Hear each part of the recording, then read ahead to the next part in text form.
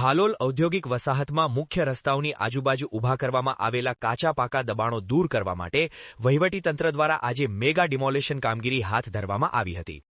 આ કામગીરીનો પ્રારંભ પનોરામા ચોકડી પરથી કરવામાં આવ્યો હતો, જ્યાંથી સફારી ચોકડી અને આસપાસના વિસ્તારોમાં આવેલા દબાણો પણ દૂર કરવામાં આવ્યા હતા। જીઆઈડીસી, માર્ગ અને મકાન વિભાગ સહિતના વિવિધ સરકારી વિભાગો દ્વારા વારંવાર નોટિસો આપ્યા બાદ આ કાર્યવાહી અમલમાં મુકાઈ હતી। કામગીરી દરમિયાન 10થી વધુ જેસીબી મશીનો, મોટી ક્રેનો તેમજ પોલીસ અને સિક્યોરિટીનો કડક બંદોબસ્ત ગોઠવવામાં આવ્યો હતો। વહીવટીતંત્રના અધિકારીઓની હાજરીમાં સમગ્ર કામગીરી શાંતિપૂર્ણ રીતે પૂર્ણ કરવામાં આવી। જો કે કેટલાક દબાણકારોએ સ્વૈચ્છિક રીતે પોતાના દબાણો હટાવી લીધા હતા।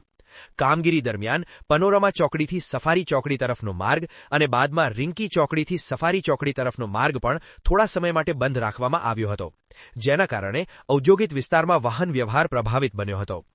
અધિકારીઓના જણાવ્યા મુજબ પનોરમા ચોકડી ઉપર હાલોલ ગોધરા રોડ પર આવેલા દબાણો પણ આગામી દિવસોમાં દૂર કરવામાં આવશે।